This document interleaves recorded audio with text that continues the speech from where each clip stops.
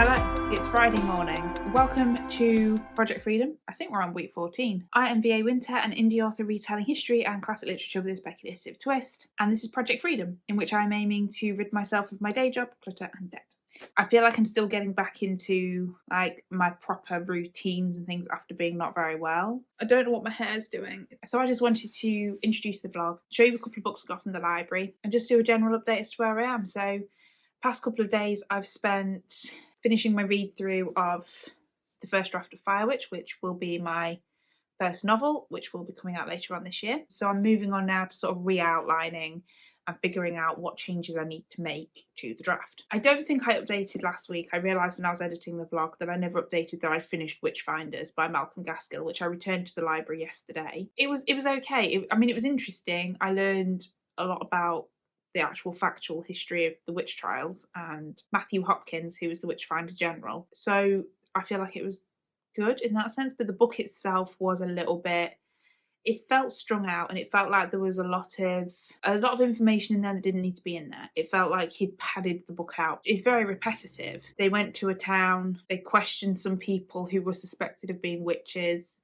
gathered evidence in air quotes, and then they left because then the witches were tried at the assizes, which were like, in that time period in the 17th century, from what I understand, it was a case of judges travelled around the country, so there wasn't necessarily a court sitting every week, every day. They travelled around the country from London, where they were based, and it was sort of like a circuit. So the assizes were, I don't know where the word comes from, the assizes were when the judges came to your town, or your nearest city, the nearest place where there was a courthouse, then all the people who'd been arrested in the previous month, however long, would get tried. But the book was filled with a lot of cases of women who, and some men who were tried for witchcraft. It wasn't the most riveting book. It was quite repetitive, but I did learn a lot. So that's positive. So on Wednesday, I read Disconnected by Emma Gannon. It was really short. It only took me a couple of hours to get through. It was about social media. It was how to stay human in an online world. The subtitle was something like that. It repeated a lot of the stuff that I'd read in the previous couple books I'd read on social media, which is, these apps are designed to keep you on there. They're competing for your attention. They're selling you products all of the time, etc, etc. The book was just kind of prompting people, I guess, to think about that. And then yesterday I started Atomic Habits by James Clear. This isn't necessarily research for my novel, for my project. It's more research for my life. Hopefully the idea will help with my tendency to buy things that I don't need, as well as just getting into better habits, because as I've said before, I'm not particularly good at being a functioning human being. So things like getting into a good cleaning routine, I find difficult. So that's the idea behind reading this, is the fact that in theory, I can start to develop, just better habits. So the two I picked up from the library yesterday was Siege and Storm by Leigh Bardugo. This is the sequel to Shadow and Bone, which I read and really enjoyed. So this goes on the TBR for April. It's April. It goes on the TBR for April. And Cultish, The Language of Fanaticism by Amanda Montell. This is a book that I've been wanting to read for a couple of years now. What makes cults so intriguing and frightening? What makes them powerful? The reason so many of us binge Manson documentaries by the dozen and fall down rabbit holes researching suburban moms gone QAnon is that we're looking for a satisfying explanation for what causes people to join, and more important, stay in extreme groups. We secretly want to know, could it happen to me? Amanda Montell's argument is that on some level it already has. Our culture tends to provide pretty flimsy answers to questions of cult influence, mostly just vague talk of brainwashing, but the true answer has nothing to do with mind control, wizardry or Kool-Aid. In Cultish, Montell argues that the key to manufacturing intense ideology, community and an us/them attitude, it all comes down to language.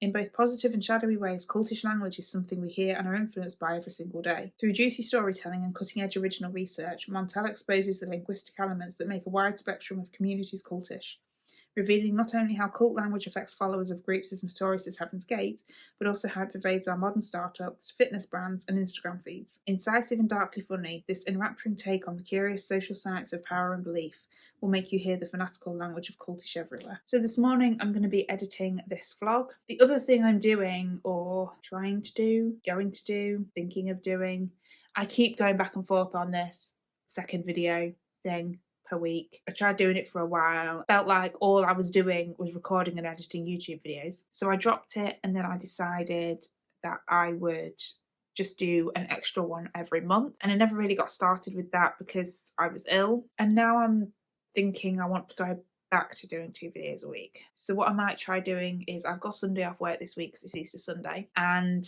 I am thinking I might bulk film a couple of 3 videos on Sunday. So I think I'm going to try that going forward, is try like bulk filming, because editing is a lot easier than filming. Editing I can do when I'm sat in bed at night. I don't know, we'll see how it goes. I'm just experimenting and trying to figure out what I've got time to do, so we'll see how that goes. I think that was really all I had to say. I will get on with editing the vlog, and I will talk to you later.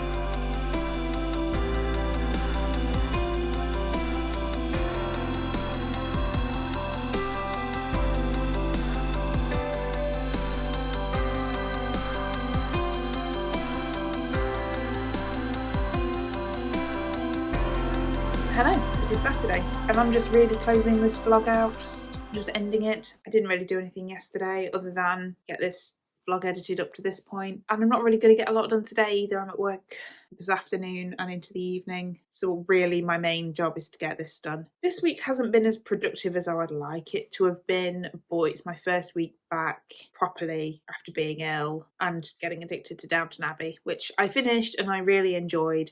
I still don't know what it was about that show that hooked me in, but something did. I love that time period as well. I think anything in the sort of Victorian, going into Edwardian, First World War, up to the sort of Second World War, but definitely around 1900 sort of time period, I really enjoy. I did start, what is it called? The Law According to Lydia Poet on Netflix the other day. I've watched 2 episodes so far. I'm not quite as addicted to that as I was Downton Abbey, but it's about a woman called Lydia Poet, as you might assume.